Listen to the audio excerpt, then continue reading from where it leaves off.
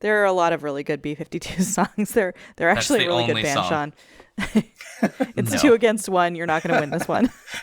It's fine. It's fine. Look. At the end of the day, you've all taken your cheap shots about your Mac and Me references, and I get it. I get it.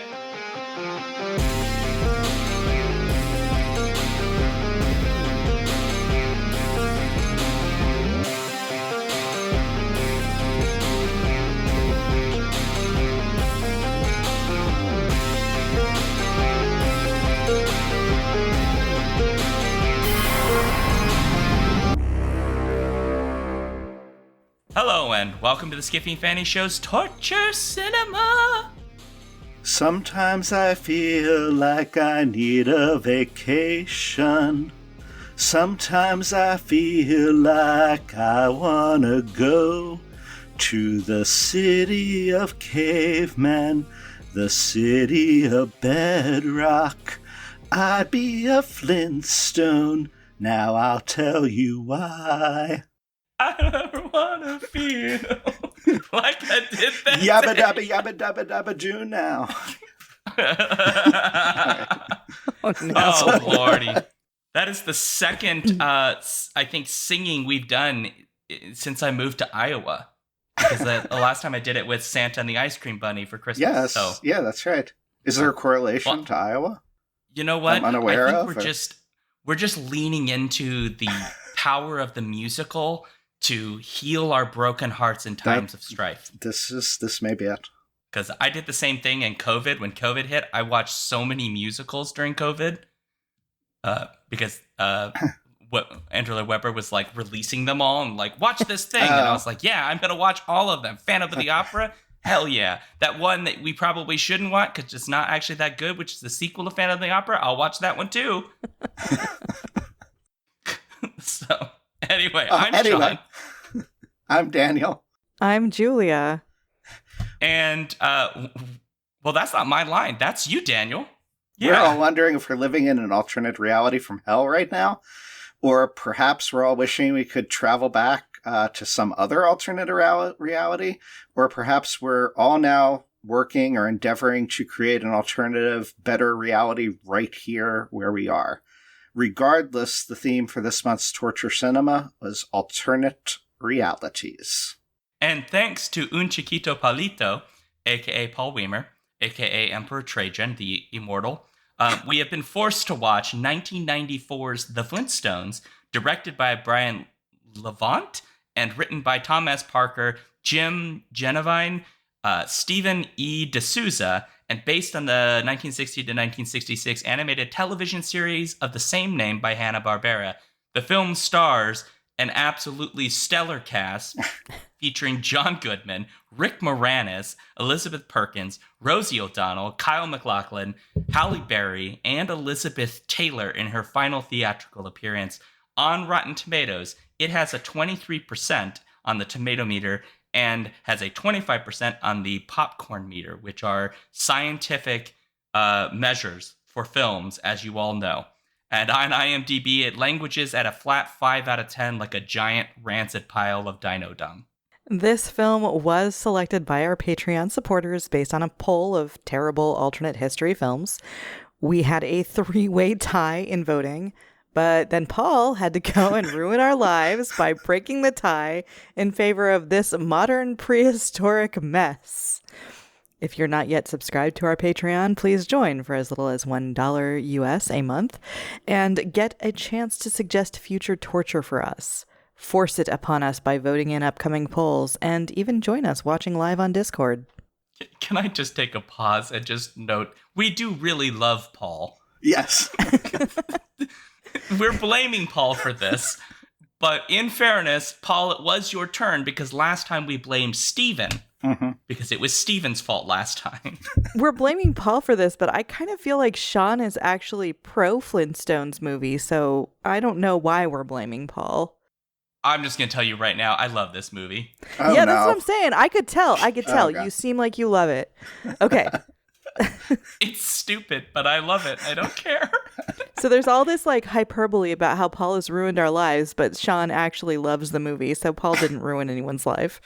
Yeah, Andrea was there, one of our Patreon supporters, watching with me on Monday, and she will confirm how I felt during the entire film, mostly, except when it was actually legitimately stupid and I didn't like it. But that's another problem for another day. I'm So, so curious about what is legitimately stupid to you. oh, we're gonna But get to we'll it. Don't you find out. worry. We'll find out. So before we dive into the mess that is this film, let's get to what beverages we are drinking. As a reminder, always drink responsibly. Alcohol is not required for this podcast. People may imbibe. You are not required to drink alcohol when you watch bad movies either. You can drink whatever you like, but whatever you do, drink responsibly and don't do anything stupid like getting behind the wheel of a car. Don't drink and pedal, like Fred Or Flintstone I says. wouldn't do that either because that's, I think, also technically operating It is. something while intoxicated. Anyway, just don't do it. Just be smart. They Sit on the even couch, say- eat Cheetos. They say in the movie to not to drink and pedal. There's like a Yeah. whole thing about that. Mhm. Which they shouldn't, even though I'm pretty sure Fred does. Yeah, Fred. after the Saying. bowling, yeah. Mm-hmm. That thing of beer is massive, and they all are shoving their heads in it. It wasn't beer, was it? Yeah. I thought it was some weird random juice of something. Oh, got it. It was dinosaur pee. Yeah, you're right. Yeah. Oh no. Well, anyway, Julia, what are you drinking today? I am, as a nod to the Flintstones, drinking herbal tea out of my stoneware mug, which is in the shape of a cat, and I hold it by its tail. Hold on, just a second.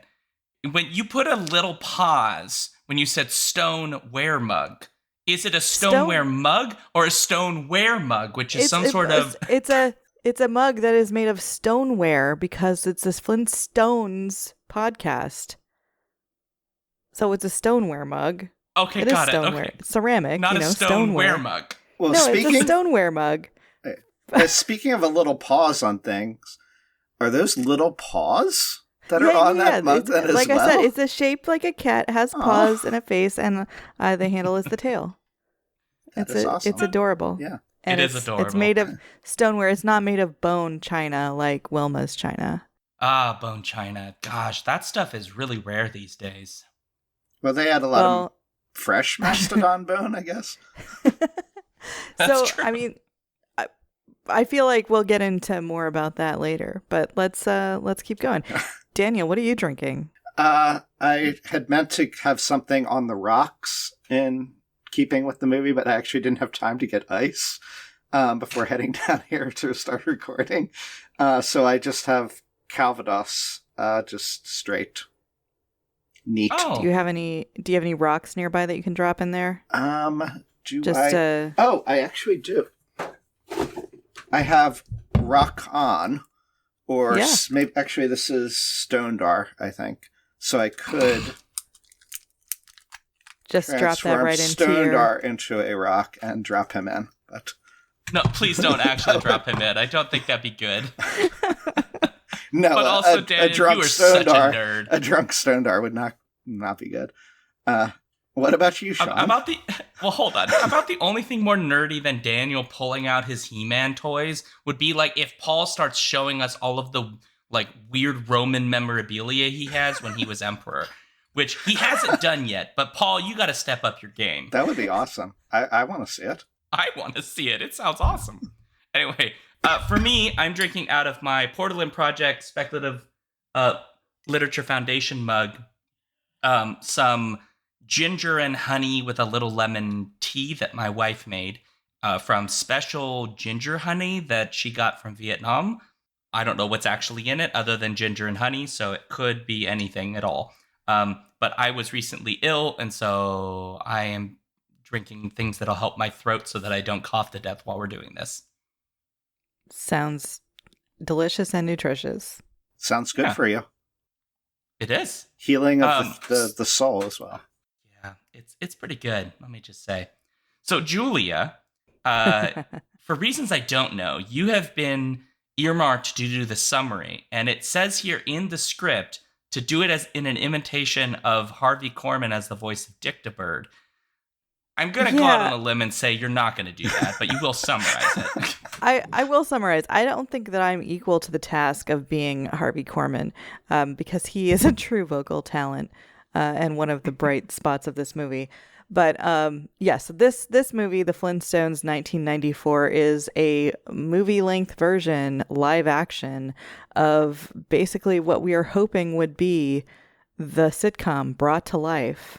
Fred Flintstone and Barney Rubble are neighbors and best friends who work together at a quarry, and then Fred gets roped into being a vice president of the quarry company, and his friendship with Barney suffers because of that. And also, Special Agent Dale Cooper from Twin Peaks is actually secretly the villain, and he is actually just using Fred to embezzle a bunch of money. Everything blows up in everyone's faces, quite literally, honestly. And there's some kidnapping plot with the children at the end. There are lots of animatronic creatures and convoluted things that don't make a lot of sense, but lots and lots of sitcom callbacks, both visually, verbally, and also just relentless sight gags as well. So yeah, that's what it is. It does have an all-star cast, like you cannot go 2 seconds without seeing another superstar. Even the BC-52s. Yes. Oh my God. I was just waiting for them to, like, instead of Love Shack, it'd just be like, Rock Shack or something like that. Just something silly like that. But they sang their own a thing originally for this, and then they did the theme song, the Flintstones theme song, in the credits, which is nice of them and in to the do middle for of the the money film, they were too. paid. Yes, that's true. Yeah, it's ridiculous. There's also a Jetsons bit in here as well. If you remember the ice cream truck that Barney does, that is in there. Right. Yeah. So there's that. We have people in our Discord. Yeah. Andrew, what are you doing? Do? Go in the Twitch and type in there. What are you doing? Rock Lobster, big missed opportunity. Sorry, I did people remind. won't be able to see them. Oh no, we need to read this out loud. I did remind Sean that he also loves Mac and Me. So we have to take his perspective with a grain of salt. This is a very good thing to remember, everyone. This is truth. Danny, you've not even seen Mac and Me, so you can't even speak. I've seen Mac and Me. When? Give me the date and time. The date and time?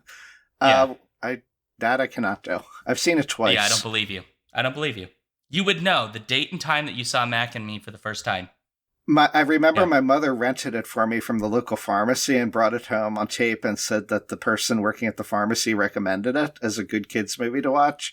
And then you're welcome. I threw the tape back and it was like, what is this? I was very disappointed and upset. But I don't know. I don't know if that's true, but if you say so. Okay, well, we got to get to likes and dislikes, because that's the only measure we can really do.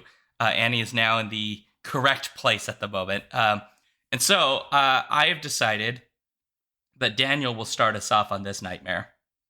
So give me a legitimate like, Daniel. Go.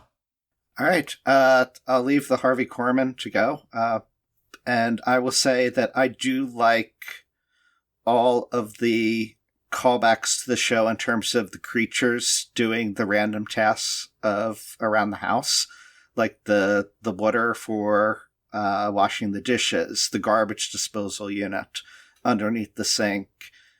What are some of the other ones even in the movie per se? There's in the show, I know there's like a dinosaur vacuum cleaner. I don't think that was in the movie. The vending machine.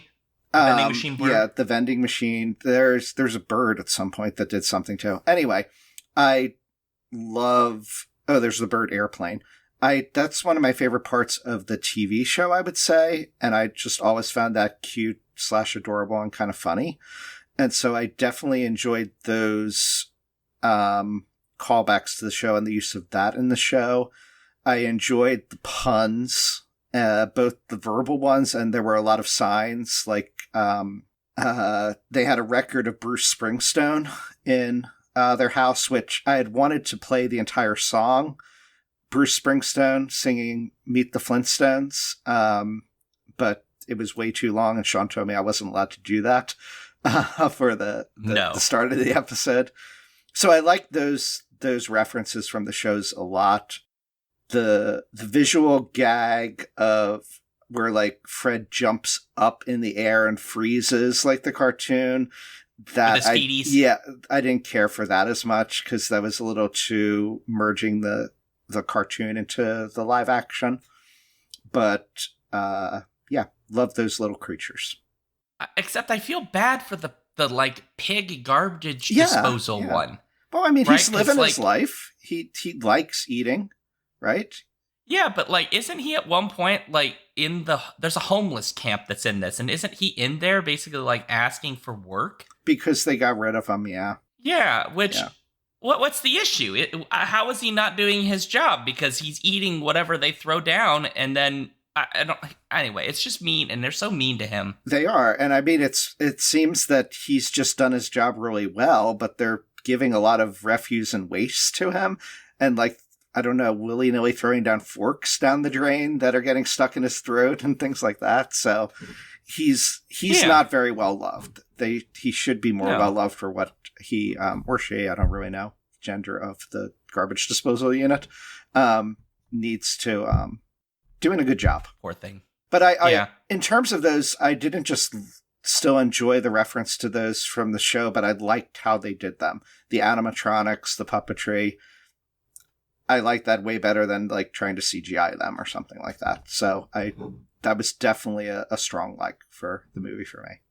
And a cuteness of it that I appreciated as opposed to that just kind of annoyed me. Okay. Would you say your favorite is the Dictabird? The Dictabird was awesome, yes. I did really love the Dictabird. Because the Dictabird was like sassy too. Yeah, but why isn't he running the place? That is a good question. He clearly knows more than anybody else, right? He could clearly run the business. Right. So I don't get it. I don't understand why he's not in charge, other than he's an animal. He's and a bird. Humans need to be in charge. Right. Yeah. Mm-hmm. But he's smart. I put him in charge of development or something, or I don't know, something more important. The monkey was better than, was it an orangutan? But the one... Oh, the orangutan. The orangutan was like more intelligent on the test than probably most of the human workers, or many of them. So like, why aren't they funny. higher up? Fred literally got the worst score in the test, right? Yes. Which means the orangutan did smarter than him. Correct. Well, if you look at when they're taking the test, Barney tries to cheat off of the orangutan's paper. Or it's Fred. It's Fred who does it? Isn't it, Fred? I thought it was Barney, but maybe I'm wrong. I just remember the orangutan covering up covering his paper because he's like, I know you're doing and you're not going to do this. Because that's part of the plot, right? Is this whole bit in the middle where Kyle MacLachlan's character has come up with this, like, we're going to do a management test, basically, to see if any of the people in the quarry could, like, be up there. Because they're looking for a patsy, right? They're looking for somebody who they can basically frame. So they're looking for, the plot of this doesn't make sense, but they're looking for somebody who's not very smart that they can basically trick. And yet they're also looking for the person who gets the highest score on it. So that confused me. Yes, this gets into some of the things that I dislike about this movie. Okay. Yeah. But anyway, so they do the test, and then there's the whole bit where like Barney realizes Fred did all the wrong answers, and then like they switches them out because he wants to do his friend a solid, because he wants to pay back Fred for the fact that Fred lent them money so that they could adopt Bam Bam. Bam. Which I kind of hoped that they would secretly have adopted the chimpanzee baby, or the orangutan baby. So they don't have chimpanzees. But that was for the Hendersons. Yes, that's right, the Hendersons. When they said that, I thought they were going to do a gag with Harry and the Hendersons, and it was going to be a Sasquatch. That was the gag. No, that was the gag. The gag was that the Hendersons are not humans; they're little primate monkeys. Okay, so maybe we should move to Julia now. What is your like about this movie, Julia? My like is very similar to Daniel's like. I really, I think the thing that makes this movie so fascinating and like to the extent that it holds up, what makes it hold up is that they paid so much attention to every detail, and they really took care to make very solid sets. The entire town of Bedrock is a practical set. It's real. Everything in it is made to look like it is made of stone, bone, or leather. There's no other material. So, like, they really went for the whole that we're living in a prehistoric time, and the items that they have access to are stone, bone, and leather. And if it's not an animal product or stone, they don't have it. There is no metal. There is no fabric. Like all of their stuff is made of leather, which I thought was fascinating. And then like all of the callbacks to the sitcom and all of the references to other things that were relevant to the time period of the movie. So like 1994, which I would say 80s and 90s really. There were a lot of things that it called back to there, with both puns and also like visual gags. Like for instance, when they went to the movie theater and they saw Tar Wars, or even from the beginning of the movie when it opens up over a picture of the Earth, which Universal usually does, but instead of having continents, it just has one Pangea sort of continent, and it says Universal, because of course it's before Universal, it's before prehistoric times. So they really went for everything being as detailed as possible, and I think partly this is because Brian Levant, the director, was obsessed with the Flintstones. Like, I saw a little interview he did where he like showed off his Flintstones collection, which he had apparently had before he directed this movie. And like they really, really went the extra mile to make it really, really the Flintstones. And I thought that was fascinating. I love that they used Jim Henson's Creature Workshop to make the animals, because you know, if that movie were made today, they would just kind of be the cheapest CGI we could get and then done. And everything would just kind of feel not real because it wouldn't be real. But this is all real. Real people spent a meaningful amount of time designing and creating every single object in this movie. And that is pretty cool. Yeah, this was going to be my like. That's a great point. I'll give you time to think of another, Sean. To say that it made, as you were going through that, it made me think of when I started watching this movie. I was expecting the movie to be like utterly, utterly terrible. In fact, I wrote the script that we read earlier before I'd even watched the movie, right? And so I was blaming Paul for things I didn't know whether I would really like or not. And sorry, Paul. We do love you, Paul. But are you sure? Are you sure you love Paul?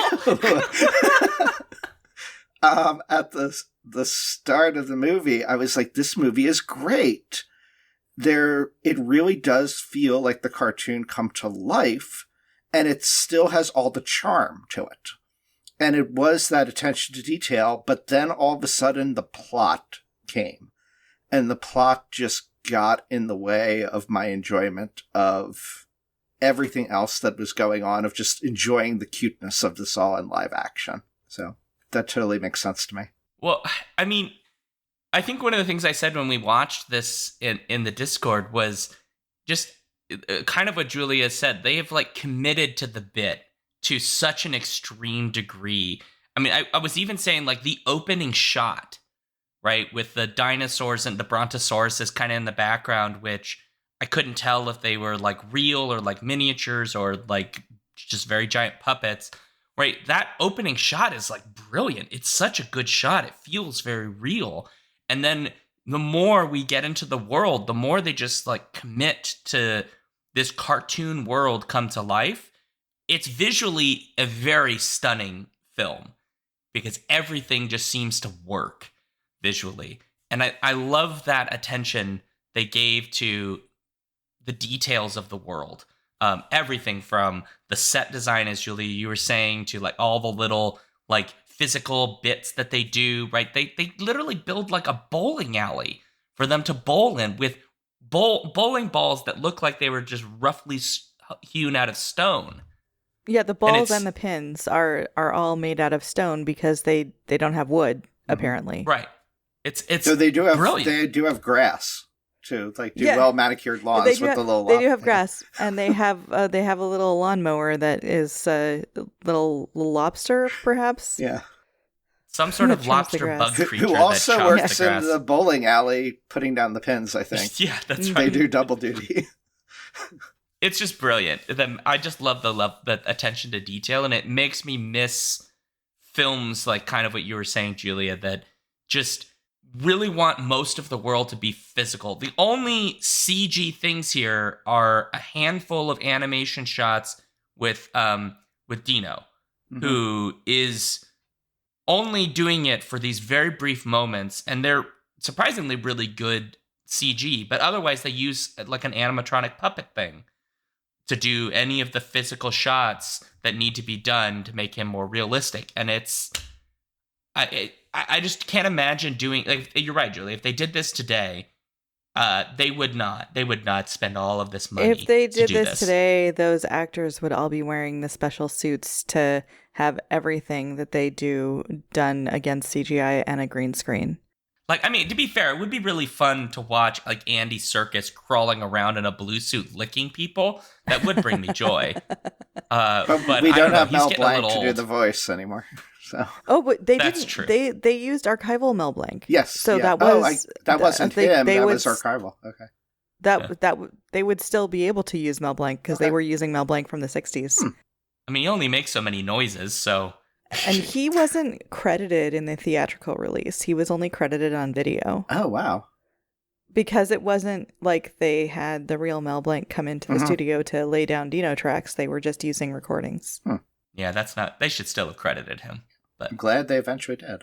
look, visually the film's great, but now we have to get into why What is your like? I'm wrong, and Well, no, I have to come up with another like. That's We've right. just been like agreeing with the likes that we've Well, had. I think Yeah. you can have the same like. That's Yeah. okay. No, it's You against added- the Skiffy and Fanny bylaws. We've had same likes before, and you added stuff to it. This is true. I know. I didn't really. All right, well, There's go gotta ahead. be You've got to like you something like else lots then. of things. So Okay, I'll talk about the actors, which we've kind of mentioned before. Like, to me, I was thinking that John Goodman, Rosie O'Donnell, Perkins, and Rick Moranis were like made for these roles. Rick Moranis especially.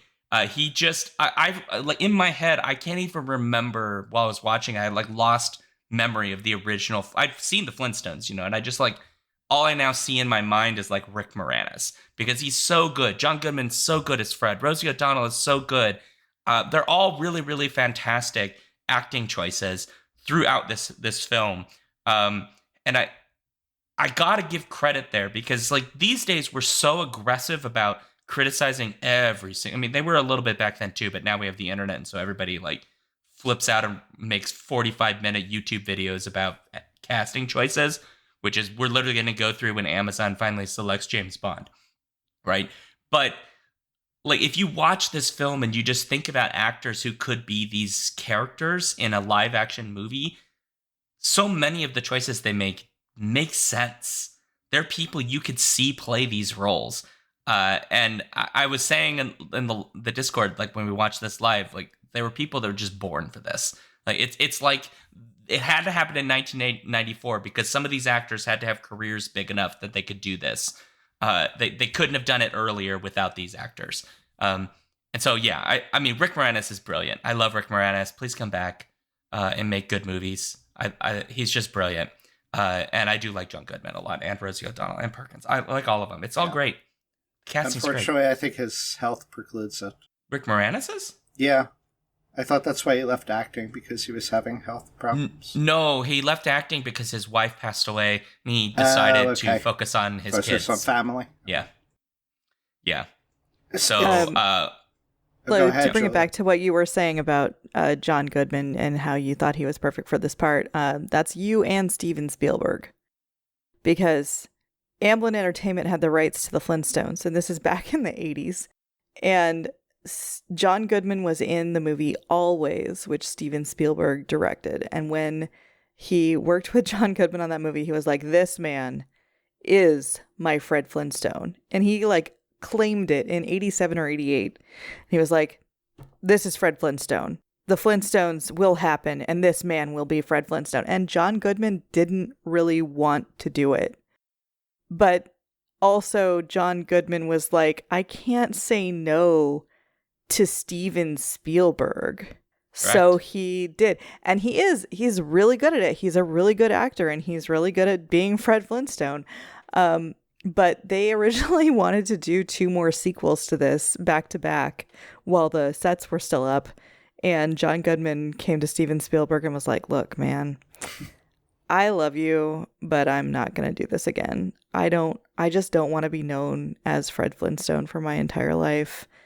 And I did it once as a favor, but I'm not going to do it again. And so that is why they never made sequels. They only made the prequel, Viva Rock Vegas, with no one from the original cast.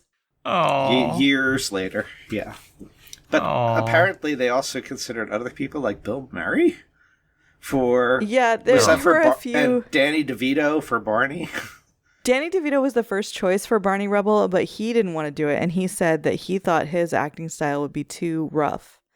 And there's rumors at least that he suggested Rick Moranis, who really is honestly perfect as Barney Rubble. Yeah. Rick Moranis, for his part, apparently said that he wanted to vomit when he heard that Rosie O'Donnell was going to be Betty. So that's disappointing. But apparently, as they were filming, he grew to like and respect her as a choice for the actor to play that role. Oh. So I guess he got over it, but like... Come on, Rick Moranis. I expect a little better of you than that first reaction. Well, at least he changed his mind. Yeah, but still, just come on. When I heard... Rosie O'Donnell has that giggle down so perfect. Yeah. I think that's one of the reasons why she got the role was because she was very, very good at imitating Betty's giggle, which is an iconic giggle from the sitcom. Very good, yeah. From everything else I've seen her in, I could not imagine her as Betty at all. When I saw who this cast was, actually all of them, I didn't see how it would work. Maybe my imagination is poor, Sean, but like I didn't see Rick Moranis as Barney at all. I didn't see John Goodman as being Fred at all. And not until I started watching, I was like, wow, these are all perfect for it. Yeah.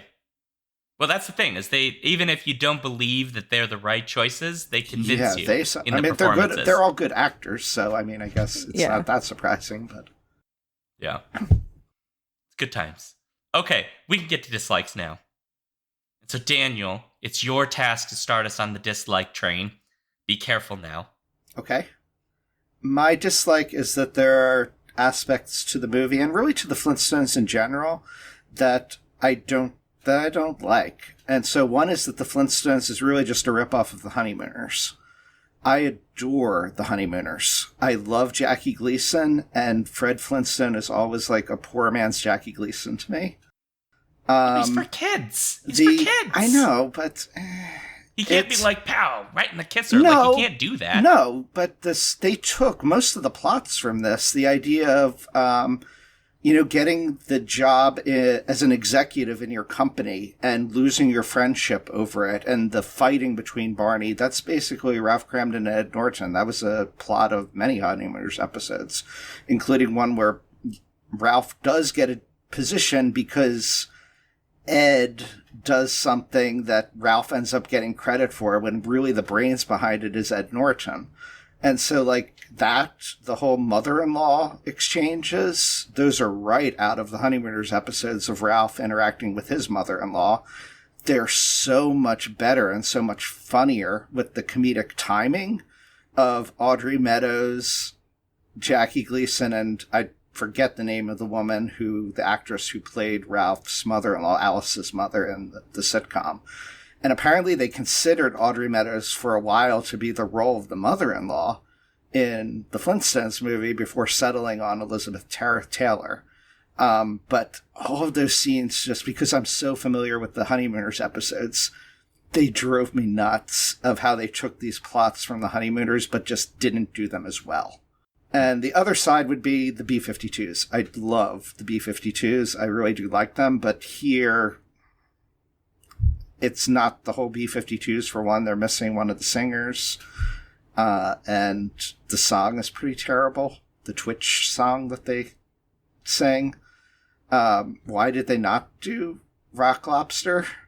Other than it's a long song and they were missing one of their singers, so maybe that's why. But It made me somewhat sad, the B-52's participation in this, because I would have loved to have better B-52s. And, like, if this is your only exposure to the B-52s, it makes me sad. So, well, you and I are both in agreement. Those were my dislikes of I have some good news for you, though. That wasn't the B-52s. That was the BC-52s. Yes, that's right. Correct. You are correct. And I'll agree with you, Daniel, that I wasn't pleased by the BC-52s being in this, but that's because I don't like the B-52s at all. What? Sean, what is this? Their songs are stupid. I'm sorry, I can't. Says the man who loves Mac and me. Okay, whatever. Yes. We're going to take that with a grain of salt. The B-52s are great. Name one good song by the B-52s. I mean, we've already talked about Rock Lobster, and also you can't forget the iconic Love Shack, which is amazing. Give me back Cindy Wilson's one, and the song that she sings, "Give Me Back My Man." That one is amazing. My Own Private Idaho. And only Love Shack. I'm only giving that to you. There are a lot of really good B-52 songs. They're actually a really good band, Sean. It's 2 against 1. You're not going to win this one. It's fine. It's fine. Look, look. At the end of the day, you've all taken your cheap shots about your Mac and me references, and I get it. I get it exactly how you're coming after my juggler with this. Like, I get it, but you can't convince me that the B-52s are a good band. Now, Chumbawamba, on the other hand... Chumbawamba is a good band. Like, we can agree that both the B-52s and Chumbawamba are good. They're not mutually exclusive, yeah. Chumbawamba are not necessarily good. They're just fun. Oh, no. You just haven't heard really good Chumbawamba then. Because they're great. And they made that top 40 hit because they were like, oh, we should just probably make a top 40 hit. So they did. And it was. And it works. And it's a good top 40 hit. But they also have a lot of other music that's experimental in a lot of different ways. And they're solid musicians. They do some really good stuff. If you have not listened to it, I highly recommend the song The Devil's Interval. It's really good. What do you think, Julie, about the song they wrote about all the people they hope die in a plane crash? I don't know that song. It's literally just a list of names of people they hope die in a plane crash. Okay, well, I don't know that song, so I cannot comment. Have you heard Song for a Future Generation? Probably. Sean? Or Wig? No. Okay, after this, go listen to Song for a Future Generation and Wig. And, like, Wig is just so joyful and fun. Does it have that dude singing in it, though? Oh, yes.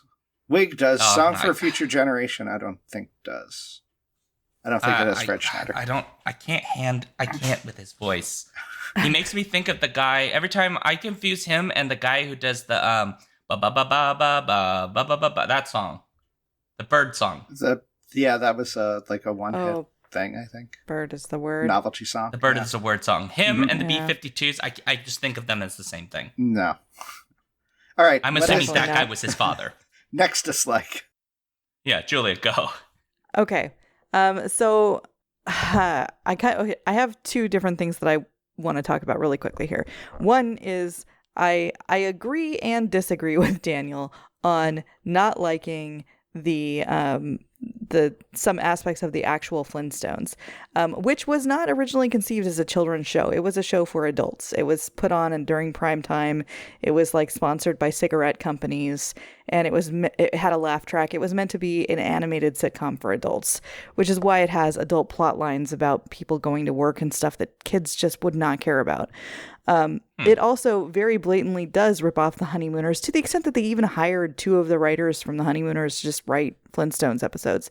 It is clearly the Honeymooners, but what if they were prehistoric? What I don't like about this is the entire premise of the Honeymooners and the Flintstones, which is this very weird, sexist, heteronormative vision of like man as like caveman king who's going to threaten to hit his wife all the time and is the king of his castle. And this comes out even in the 1994 Flintstones movie, where like there's a lot of those jokes, and then there's like even a point where Fred, at the moment of like really needing to save his child who is going to die, and is like, think, and the first thing he thinks about is a fantasy of his mother-in-law being eaten by a dinosaur, which he's like smiling and happy about because the happiest thing for Fred Flintstone to imagine is violence against an older woman, which is just like bleak and depressing to me. And I feel like there's a lot of really bleak and depressing underpinnings of the Flintstones as a whole, which is why I can't say I love them. I think, like, yeah, the prehistoric setting is fun, but there's just a lot of like really sad mid 20th century sexist stuff underlying it that I don't love. So that's a really depressing dislike. But the other thing that I want to talk about, which is like a dislike of the general mess that is the story of this movie, which we talked about a bit with like the whole, okay, they want to Special Agent Dale Cooper and Sharon Stone, played by Halle Berry, who was originally supposed to be played by Sharon Stone, but Sharon Stone had scheduling conflicts, so they hired Halle Berry instead. And I think it's even funnier that she's Sharon Stone and she's played by Halle Berry. But Sharon Stone and Special Agent Dale Cooper, who has a different Flintstones name, but I don't care about that, want to like embezzle a bunch of money. And to do this, they say they need to find like the perfect patsy, the dumb guy who's not going to question anything. But in order to find this person, they want the person who scores highest on a standardized test, which doesn't make any sense. And like when they hire Fred, they're like, it's because he's the smartest. But then they want him to fire Barney because Barney is apparently the lowest score, so he's terrible and the dumbest. And it's like, okay, I don't really understand who you're hiring and why.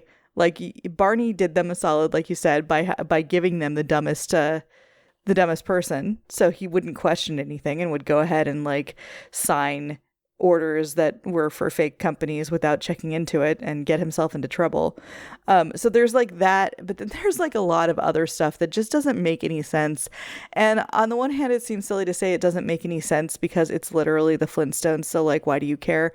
But on the other hand, it did make watching the movie kind of terrible. And like at times just overly, there was too much action going on, but none of it made sense. There's this whole thing, like also the lynch mob, that I don't love to see a lynch mob at any time because lynching is a very fraught historical thing that is deeply rooted in racism, and this does not engage with any of that. It's just played for laughs, which is a really weird thing. Don't love that. There's a lot of other stuff about like just generally the plot of this that didn't work, and I think the reason why is because they were like, let's make a Flintstones movie in 1985, and they hired somebody to write a script, and he wrote a script that was like bizarre and they didn't want it, and they're like, we don't want this one, we're gonna hire someone else. So they hired the next guy, and he wrote a script that was based on the Grapes of Wrath, where like Fred and Barney lose their jobs, and then the Flintstones and the rebels like travel across the one continent on Earth in a Dust Bowl type situation looking for work. And anyway, the studio didn't go for that one either. So That then they sounds hired interesting though. so they hired a third person, and this, like, the way that I understand that this happened was the third person that they hired came up with a 4-page summary, and they were like, okay, we'll go with that one. And the direction that they gave this person was like, make it as close to the original show as possible. So he came up with a 4-page summary, and then they hired, like in waves, a total of, I think, 32 different writers to come sit in groups of like 8 to 10 and pitch ideas for jokes and things that would appear in a Flintstones episode. And then at the end of it, they had this script that was written by like at least 32 writers. And it was so fraught that they ended up having to take it to the Writers Guild of America to go into mediation to decide who would be credited for this script. And in the end, they decided to credit the first 3 people who turned in scripts. So the first 2 guys whose scripts were not used at all and don't have any relation to the movie are credited as writers of the movie that we have today. And then there are like 30 writers who have no credit at all, but actually wrote the majority of what we see. And also, like, of course it doesn't make sense. It's not. How could it make sense?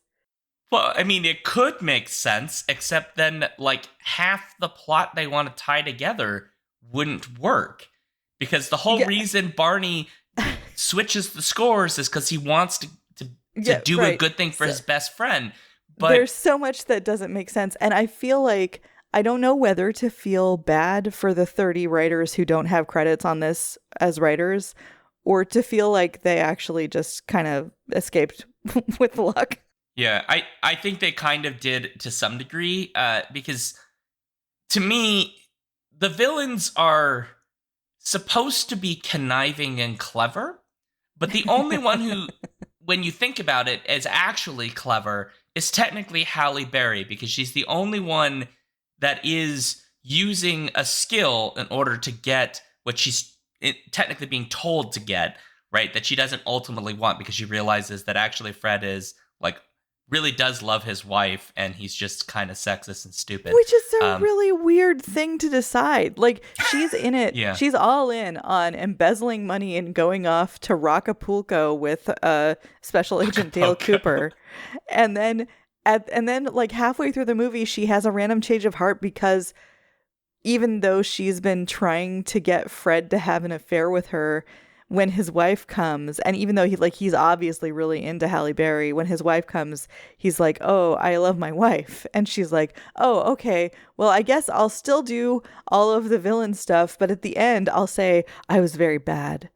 But I was very good at being very bad." Which again just doesn't, none of it makes sense. No, it doesn't. It makes sense only this to is- further the plot, and I think they, there's just a collective decision here that it's good enough to have like one big Yes. MacGuffin to make the Yeah. movie happen, and It's the kind of thing where you shouldn't think about the logic of the film too much, because the second you think about it, you realize, oh, this story is nonsensical, like, completely. well, to be Because fair, it's also why would no, hold on. Why would a evil mastermind special agent from Twin Peaks want the smartest person among his workforce to manipulate? You would deliberately go for the dumbest person. And Right. also, I just want to be clear. One of the people that works for you is an orangutan who, as far as we're aware, doesn't even speak. And so, like, why wouldn't you just automatically go, well, orangutan, just get the orangutan to do it, because, like, nobody would suspect the orangutan. No part of this makes sense. It's so silly and ridiculous. The only thing that makes sense is that Barney would do this. He would absolutely do something like this for his best friend, to try to make sure that he can take care of his family and all of these kinds of things. It also makes total sense why Fred gets sort of hopped up in this world, because Fred's ego is like the size of Jupiter, and also as easily popped as a balloon. True. I mean, yeah, I will say they did a good job of making them be very like caricatures of humans with flaws. Yeah. But like really in a sort of like classic theater way. Both Barney and Fred felt like real everymans with a flaw. I mean, that's true. That is very true. Can we just talk, though, a little bit about Bam Bam? Because I'm sure, Julia, you know this, and Annie was there with me live. But is this your dislike, Sean? No. This has nothing to do with Then my no. dislike. It's Then more no, you just a can't. really fun fact that is absolutely true. They spent 6 months looking for a kid who could say Bam Bam.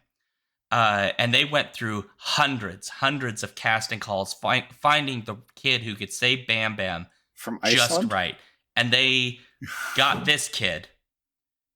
Is he from Iceland? Is that where he's from? It's a set of twins. That both the kids are sets of twins. Their names No, they're the look same kid. That's a Icelandic, lie, but- Julia. You know that. There are two sets of twins, which is very common because child Wait, labor hold on. laws. Now it's 2 sets of twins? Yeah, there's Pebbles. sets of there's Pebbles, that's Oh, twins, got it. and then Okay. there's Bam Bams, that's twins. Because Sorry. kids can only film for a certain amount of hours in a day. But Right. if you have a set Yeah. of twins, you can both of them switch off, and it's fine.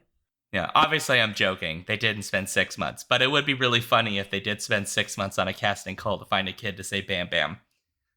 which I'm not even sure the kid in this actually says the Bam Bam. I think they superimposed a Bam Bam from somewhere else on top of him, because anytime he talks in the movie, his mouth doesn't quite line up to the words he's supposedly saying, including when he says Bam Bam, and it doesn't fit.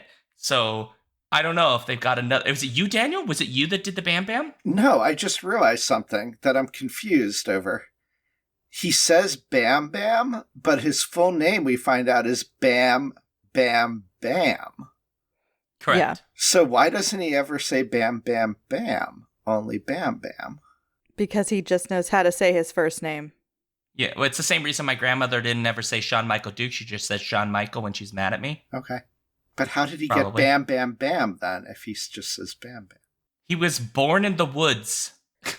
Presumably, his family left him in a bundle with a tablet that was etched with "Bam Bam Bam" when the mastodons When the raised him. mastodons found him. That's right. They love him, though, unconditionally, despite the fact that he's kind of a terrible child. They were ready to love the orangutan, too. Yeah. Wait, Paul in chat has said he wishes Bam Bam Bigelow was in this movie. What? What? I'm gonna need more explanation. Is that like Deuce Bigelow, male gigolo? Like, is that the future movie? It's like after Bam goes to college at Rock University? He's a professional wrestler. Oh, is that what? Yes. Some fan of the show is a hardcore wrestling fan is going to yell at me. He has like a headdress of flames. And Oh, okay.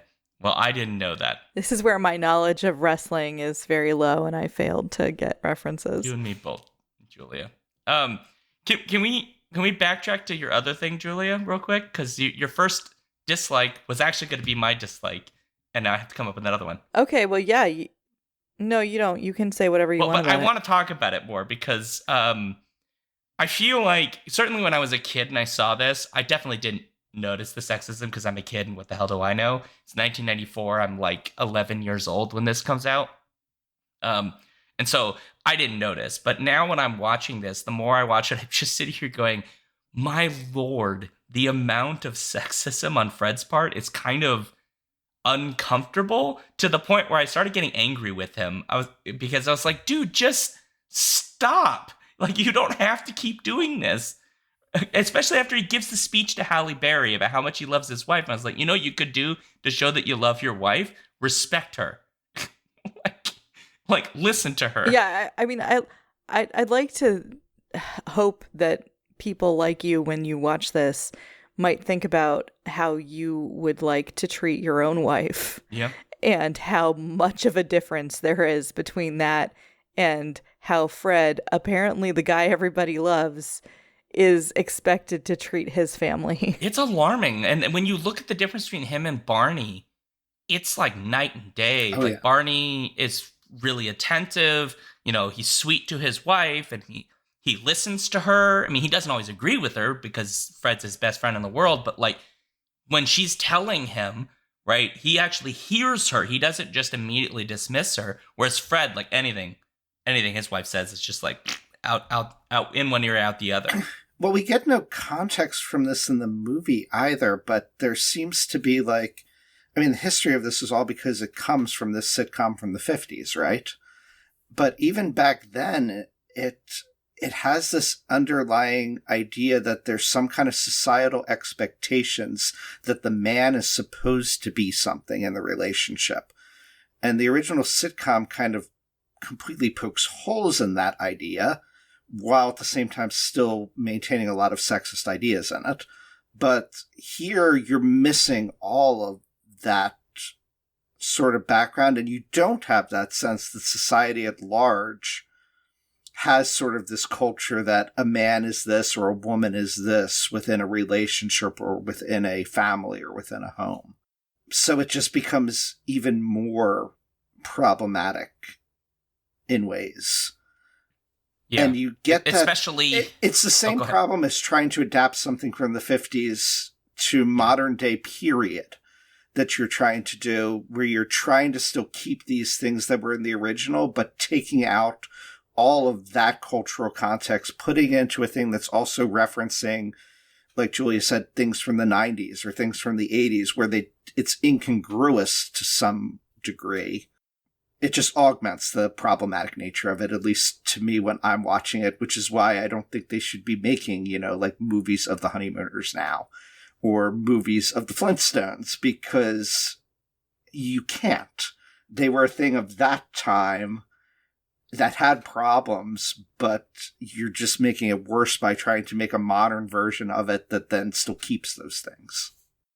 But the people who made it really loved the original, and it was the thing that they loved.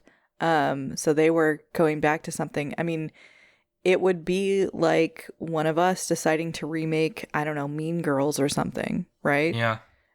Which we do. We remake like Legally Blonde, the musical, and Mean Girls, the musical, and stuff like that.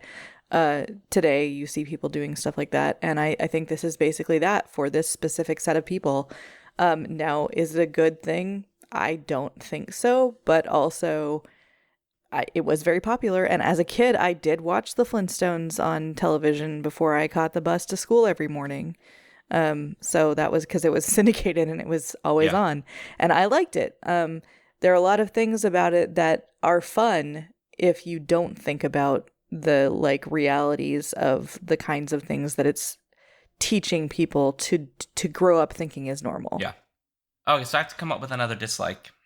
Oh boy, what is there to dislike about this film? Because other than what we've mentioned, it's kind of perfect. Well, so I will say this.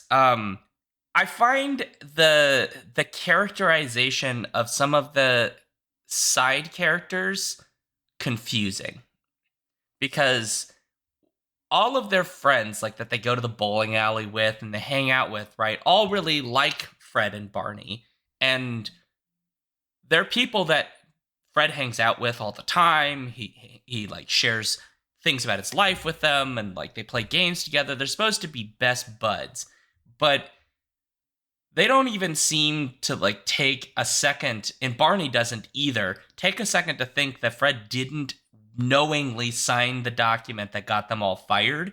And they immediately jump to, as Julie was pointing out, basically to kill him at one point, right? Where they're like chasing him around through the streets. And I felt like that was a little convenient to the story.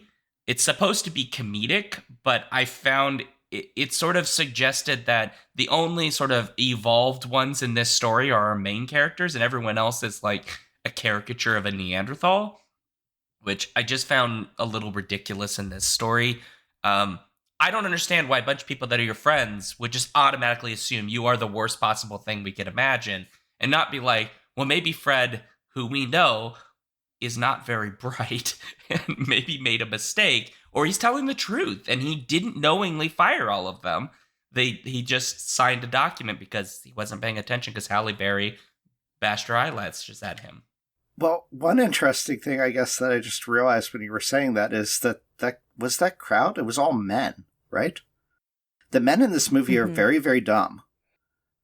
Other than the bird, I guess. I'm assuming the bird, Harvey Korman's voice, the Dicta bird, is intelligent, but the men, by and large, are like they might be kind-hearted, but they're dumb to some degree. Whereas the women are not. The women are not at all. The women are the ones that are smart. The women, like Halle Berry, is the one who finally like picks up on that.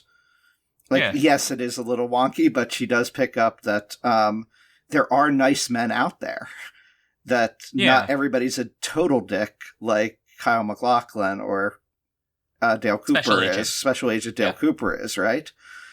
And so the women in this are the ones that are the most human, that have that forgiveness, that have that realization that, hey, yes, these people aren't always perfect. They do wrong things. They have wrong opinions. Yeah. But it's because they're dumb and they act dumb, not because they're not well-meaning. So this idea that they're doing something shady and not well-meaning is not consistent with that.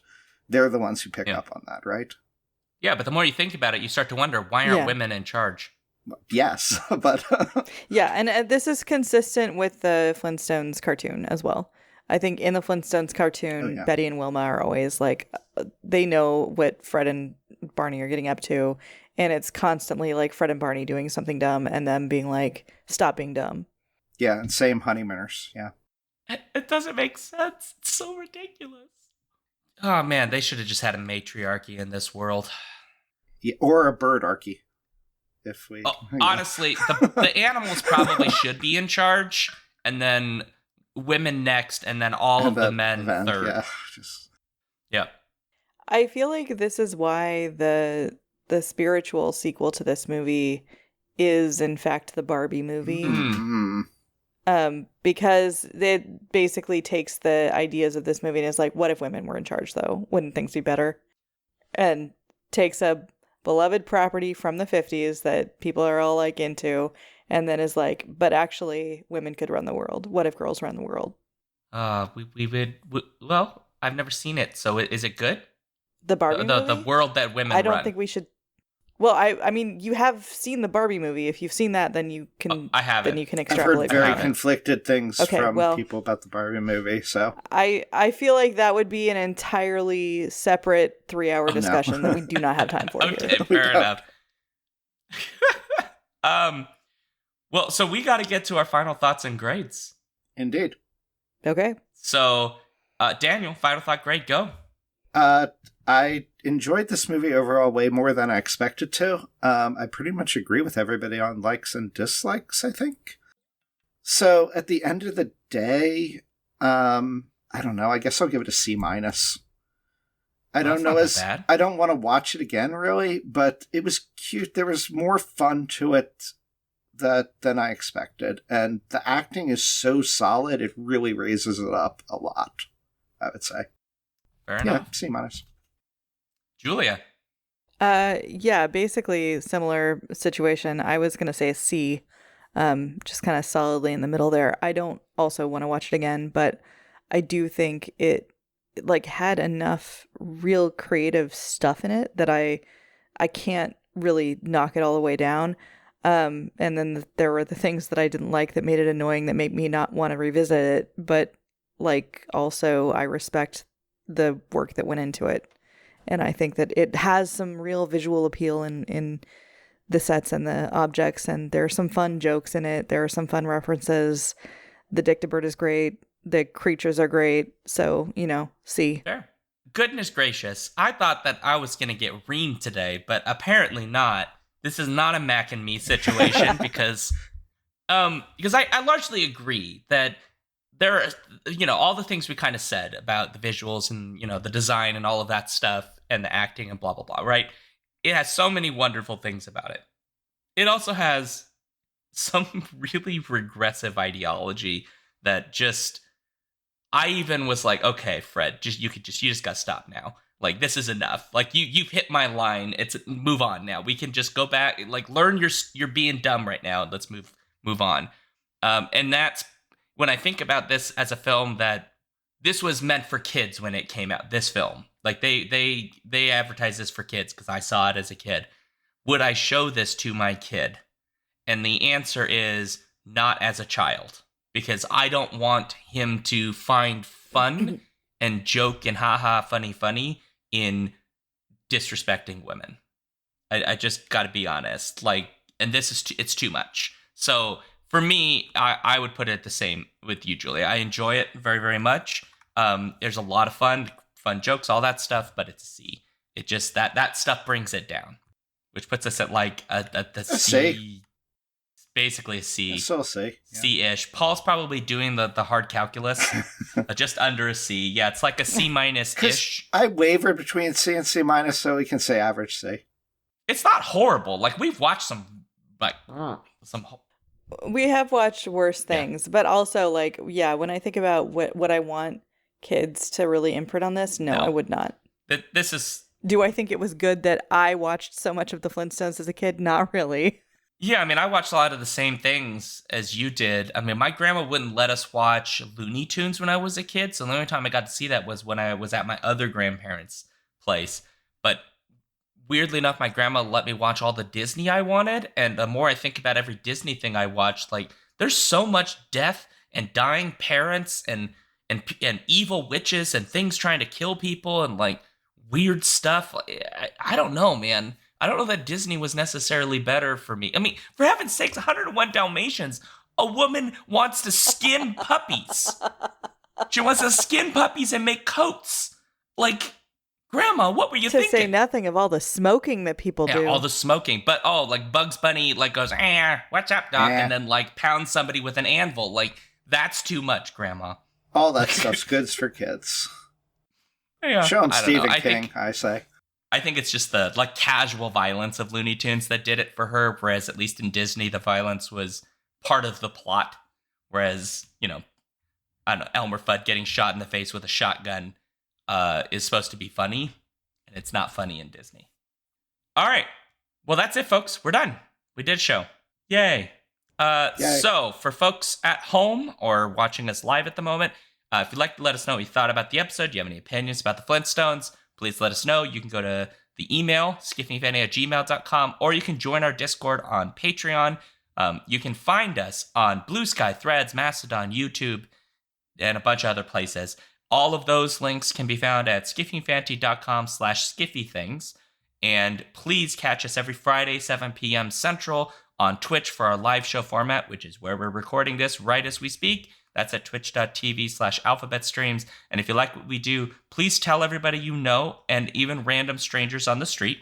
Leave us reviews on your podcast apps and go to patreon.com/skiffyfanny and help us, pay for hosting and the new hard drive that I just had to buy because all of our files are too much for the ones I have. So, yeah, it takes up a lot of space. Me, SeanDuke.net. I'm Alphabet Streams on Twitch, Wednesdays, Sundays, 6 p.m. Central. And then I'm on various socials, SeanDuke.net/DukeThings. You can find me, Daniel, at Reading 1000 Lives on Blue Sky and my blog, reading1000lives.com. It's the numeral 1000, 1000. And, of course, hopefully you're reading the Skiffy and Fanty blog, one of the contributors to that. Awesome. You can find me over at juliarios.com. I'm on some social media as well, but I don't really post that much, so I don't know if it's worth following me there. But you can look for me. I'm ZOMG Julia on Instagram, and I'm OMG Julia on Blue Sky. And you do stuff, right? I do lots of stuff, but you can go to juliarios.com and see what I'm up to. All right, fair enough. All right, as is required by the Skiffy and Fanty bylaws amended on the 1st of this year, we now are not doing awkward endings. We're doing happy endings. And so, in the spirit of the film we just watched, I'm going to say a 3-word statement that all of you will really, really enjoy. Are you ready? Yabba dabba doo! And on that note, happy ending and scene.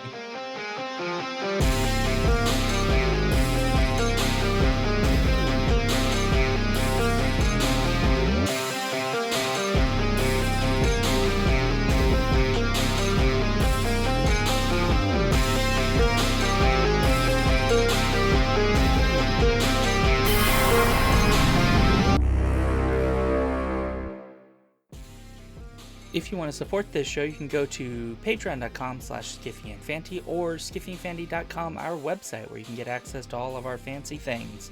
Our music comes from Holy Mole. You can support him and his work at patreon.com/holymole. Thank you for listening.